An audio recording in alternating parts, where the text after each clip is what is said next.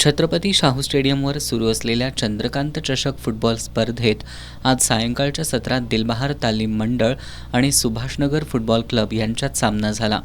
सुरुवातीपासूनच दिलबहार संघानं या सामन्यावर वर्चस्व ठेवलं. सामन्याच्या 6व्या मिनिटाला दिलबहारच्या शोएब बागवाननं दिलेल्या पासवर प्रथमेश भोसले यानं गोल नोंदवत संघाला 1-0 अशी आघाडी मिळवून दिली. त्यानंतर सुभाषनगरकडून गोलची परतफेड करण्यासाठी चढाया झाल्या. दरम्यान सामन्याच्या 20व्या मिनिटाला दिलबहारच्या प्रतीक कांबळे यानं दिलेल्या पासवर अजीज मोमीन यानं गोल नोंदवत संघाला 2-0 अशी आघाडी मिळवून दिली.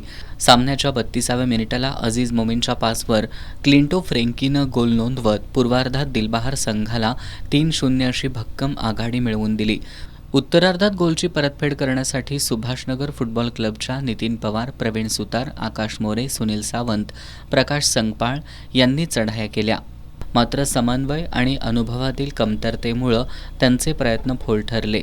या सामन्यात दिलबहार संघानं 3-0 अशा गोलफरकानं विजय मिळवत पुढील फेरीत प्रवेश केला.